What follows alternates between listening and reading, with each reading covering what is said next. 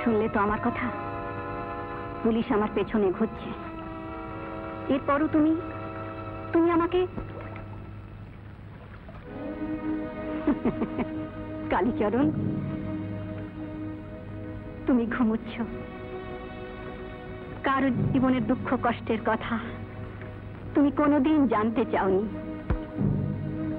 তোমার কাছে কারোর কোনো দাম নেই। হায় কালীচরণ, আজ আমার সামনে তুমি অঘরে ঘুমোচ্ছ।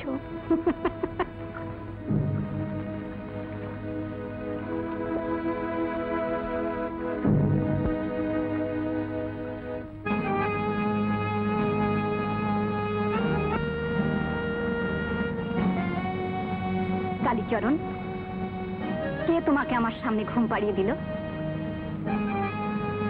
যেই তোমাকে ঘুম পাড়িয়ে থাক, জেনে শুনেই পাড়িয়েছে, কারণ তোমার এই ঘুম আর কোনো দিন ভাঙবে না।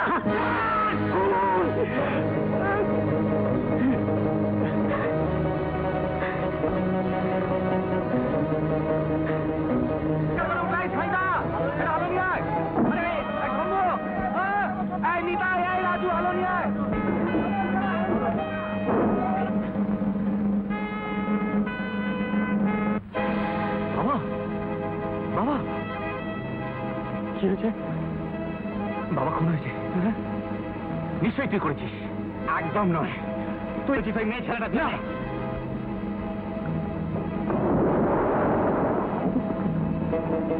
কি হলো? জলে কি ঝাপালো?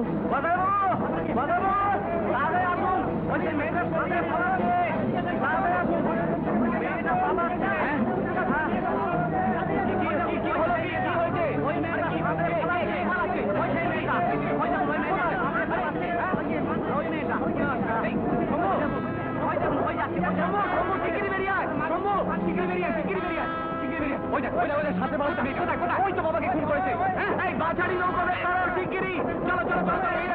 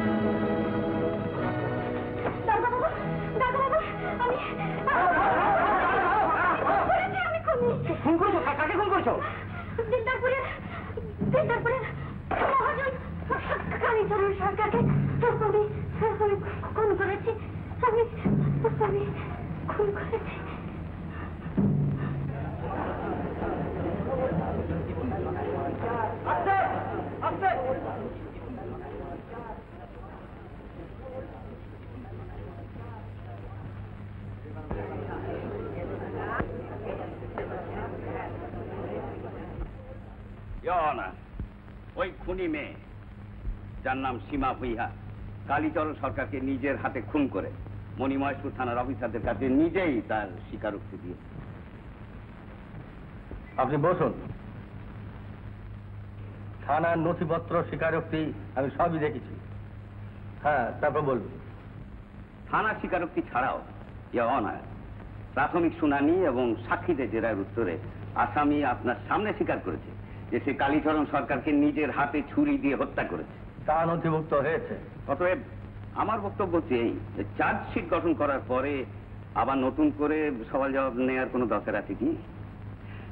না, আমি পাবলিক প্রসিকিউটরের কথাটা আবার একবার এখানে স্মরণ করিয়ে দিতে চাই। তিনি বলেছিলেন যে আসামি পৃথিবীর একজন নিকৃষ্টতম খুনি, আইনের হাতে চরম শাস্তি হওয়া উচিত। তাছাড়া আসামি পক্ষে সওয়াল করার জন্য যখন কোনো উকিল নেই তখন আর নতুন করে প্রসিড করার মতো কিছু আছে বলে আমার মনে হয় না। না, আমি এখন আপনার কাছে সুবিচার প্রার্থনা করছি। ফাঁসি দিতে হবে।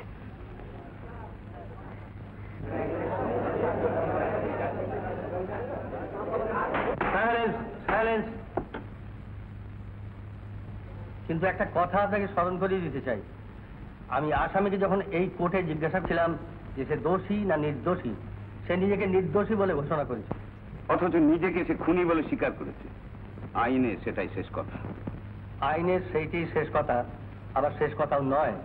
তাই সীমা ভূঁইয়ারকে আমি নিজে কিছু সওয়াল করতে চাই। তোমার নাম সীমা ভূঁইয়ার? এখানে ঘাড় ঝাঁকিয়ে কোনো কথা হয় না, যা বলবার তা মুখে বলবে।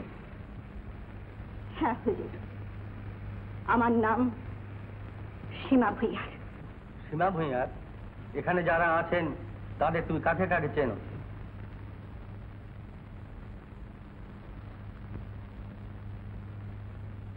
হুজুর, কালীচরণ সরকারের মাঝি মোল্লাদের সবাইকে আমি মুখ চিনি। তার ছোট ছেলে শম্ভুকে চিনি, আর সবচেয়ে ভালো করে চিনি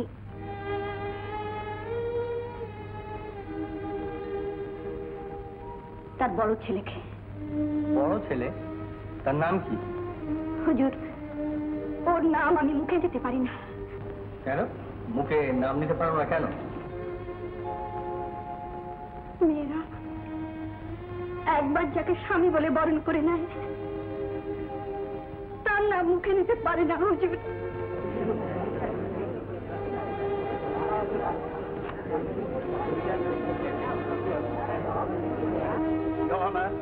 এসব কাল্পনিক গল্প করার জায়গা কোর্ট নয়। আমার ক্লায়েন্ট শঙ্কর সরকারের সঙ্গে এই খুনি মেয়ের কোনো কালে কোনো পরিচয় ছিল না। শঙ্কর বাবু, আপনিও কি তাই বলছেন? হ্যাঁ হুজুর, আমি যখন দিল্লারপুর থেকে সিরাজনগরের হায়ার সেকেন্ডারি স্কুলে পড়তে যেতাম, আমি তখন থেকে ওকে চিনতাম। তারপর সিরাজনগরের ওপারে নবহাট কলেজে যখন পড়তে যেতাম, তখন ওর সঙ্গে আমার দেখা হতো। কিন্তু হুজুর, আমার বাবার খুনের সঙ্গে সেসবের কোনো যোগাযোগ ছিল না।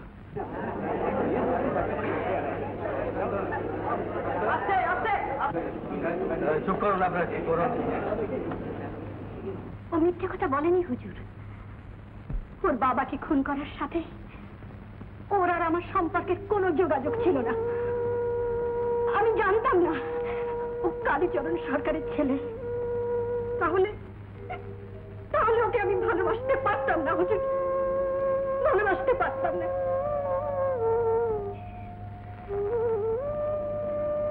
আপনি বসুন।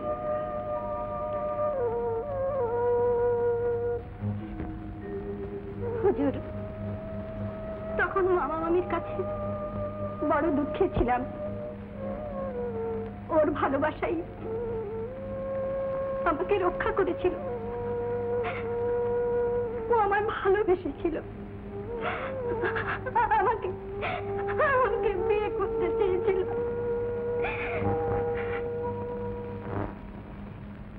না, উভয় পক্ষই যখন বলছে যে কালীচরণ হত্যা মামলার সঙ্গে তাদের সম্পর্কের কোনো যোগাযোগ নেই, তখন এই নিয়ে আমরা সময় নষ্ট করছি কেন? ঠিক কথা। You are right lord and council.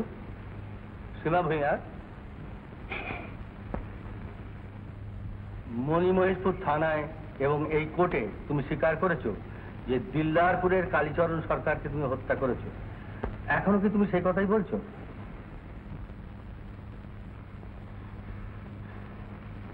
হ্যাঁ হুজুর। তোমার আর কিছু বলার আছে? আছে হুজুর। আমি আমি কেন নিজেকে নির্দোষ বলছি, আমি সেই ঘটনা আপনাকে বলতে চাই। আপনি যদি দয়া করে শোনেন। বেশ, অল্প সময় সংক্ষেপে যা ভালো রাখি বল। হুজুর, আমার বাবার নাম লোচন দাস ভূঁইয়ার, মা ছিল ভিন্ন জাতি। তাই আমার মার হাত ধরে বাবা দেশ ঘর বাড়ি সব ছেড়ে আসতে হয়েছিল মণিমহেশপুরে। তখন আমরা খুব ছোট, নতুন সংসার হলো সেখানে। তারপর কঠোর পরিশ্রমে ধীরে ধীরে বাবা হয়ে উঠল একজন ব্যবসায়ী, যাকে যাকে সবাই চিনত। সেইখানেই ওই পরম বন্ধু দিলদারপুরের কালীচরণ সরকার জুটল। তাকেই বাবা সমান অংশীদার করে নিলেন ব্যবসায়। এসব সাক্ষ্য প্রমাণহীন কাহিনী কি আমাদের শুনতে হবে? আপনি দয়া করে বসুন, বল। হুজুর, আমি যা বলছি মণিমহেশপুরে সবাই তা জানে। কালীচরণ সরকারকে নিয়ে আমার বাবার ব্যবসা খুব বড় হয়ে উঠেছিল।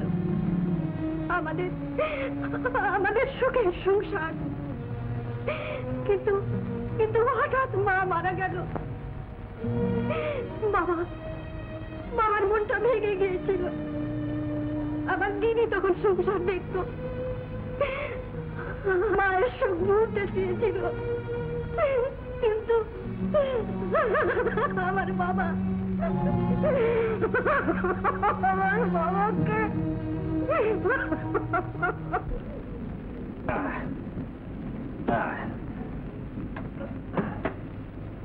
কালী, তুমি একটা কাজ করো দেখিনি ভাই, তুমি এখানে বসে টাকাগুলো গুনে ক্যাশ বাক্সে রাখো, আমি একটু ঘুরে আসি। না না না না, ও টাকা পয়সার হিসেব পত্তর গুণাগুণ আমার দ্বারা হবে না। আমি কোনো মতে ধান চালিয়ে হিসেব করতে পারি। খাজাঞ্চি বাবুকে দাও না। তোমরা শুনলে কালী নাকি টাকার হিসেব রাখতে পারে না।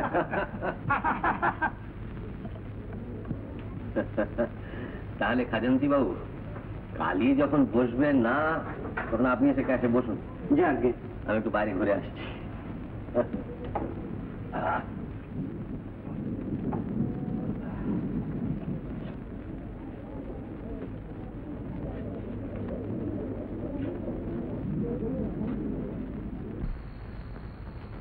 আমার পেছনে লেগেছো কেন তোমরা? বলে দাও, কি চাও তোমরা?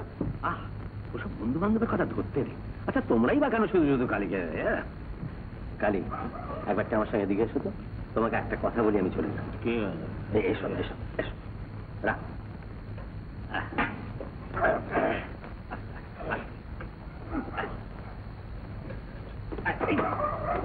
বেশি খালি খালি শোনো, গভর্নমেন্টের এজেন্ট বাবু এসেছিলেন, আমাদের কাছ থেকে উনি আরো 500 মণ ধান চাইছেন। হ্যাঁ, আমাদেরকে যা চেয়েছিল আমরা দিয়ে দিয়েছি। আবার কেন? ওরা খবর পেয়েছে আমাদের কাছে এখনো মাল রয়েছে। তা আমি ভাই এসব মিথ্যে কথা ছেঁচকে নিতে যাবো না, আমি ভাবছি দিই তো। আমার অংশ থেকে যাবো, আমি রাতারাতি মাল সরিয়ে ফেলবো। ঠিক আছে, আমি আমার ভাগ থেকে দেবো। তোমাকে শুধু খবরটা জানিয়ে গেল। আর ওরা যদি এ ব্যাপারে কিছু কথা বলতে আসে, তুমি যেন উল্টো পাল্টা কিছু বলো না। আমি চলি, তুমি তাড়াতাড়ি চলে যাও, দেরি করে।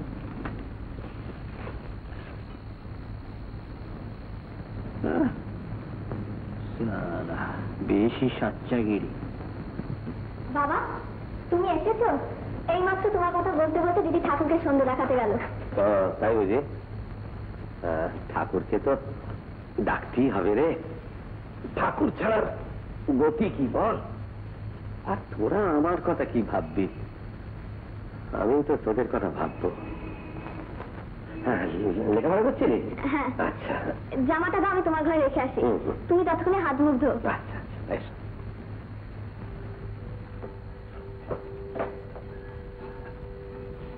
বাবা, তুমি এসে গেছো? আমি তোমার কথাই ভাবছিলাম, সন্ধ্যে উঠতে গেল। আমার জন্য ভেবে ভেবেই তোরা গেলি। তার জন্য না, বলে গেলে কালী কাকার কাছে যাচ্ছ। অসময় কালী কাকার কাছে গেলে ভয় হয়। যাকে যার জন্য গেলে তার কি হলো? না, কালী ওর অংশ থেকে গভর্নমেন্টকে ধান দেবে না, সরকারের দাম কম তো, ও আমাকে একলাই 500 মণ দিতে হবে। আমি তো তোমার আগেই বলেছিলাম বাবা, কালী কাকা 1 নম্বরে চশমখোর। রমা, ও কথা এখন থাক। আরে হাজার হলেও আমার ব্যবসার অংশীদার। যা, তুই আমার পুজোর জায়গাটা করে দিত। এখনই যাচ্ছি। হ্যাঁ। বাবা, হ্যাঁ? তোমার মনে কষ্ট দেওয়ার জন্য কিন্তু কথাটা আমি বলিনি। না রে মা, না। ব্যাপার কি জানিস, সংসারে সবার সঙ্গে মানিয়ে নিয়ে চলতে হয়, বুঝলি? যা।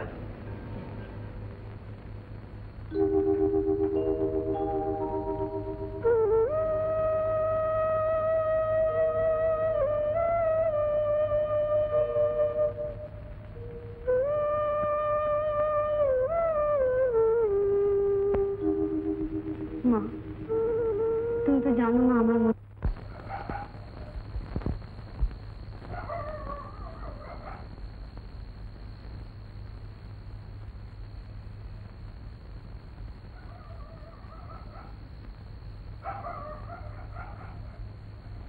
কি মামা এত পড়াশোনা কি কালী কাকা সারা না দিয়ে ঘরের মধ্যে ঢুকে এলে?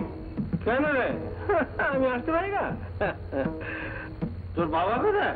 আমি এটা খুব জরুরি কথা বলতে এসেছি। দালানে বসবে চলো, বাবা পুজোর বসেছে, আমি খবর দিচ্ছি।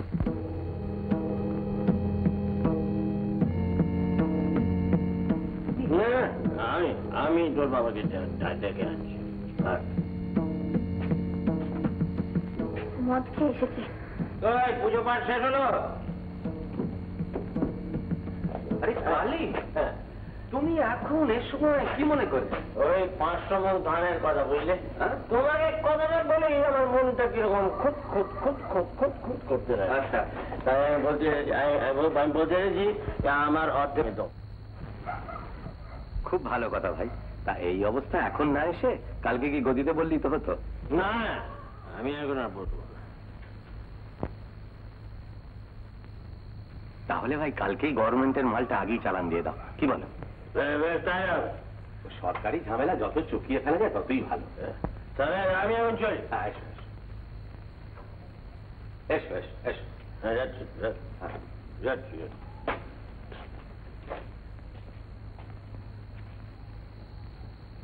দেখলি তো, সংসারে মানুষের চেয়ে আশ্চর্যের জিনিস কিচ্ছু নেই। সে কথা খুবই সত্যি, তাই কালী কাকাকে বেশি বিশ্বাস করা যায় না। কিন্তু লোকটাকে তো আমি কিছুতে মন থেকে বিশ্বাস করতে পারছি না। কালী কাকা লোকটাকে আমার মোটেই ভালো লাগে না। জানিস, লোকটাকে এরকম ছিল না, আস্তে আস্তে কিরকম যেন হয়ে যাচ্ছে। তুই যাসনি, তুই তোকে যা, আমি দেখি কি রান্না করি। যাকে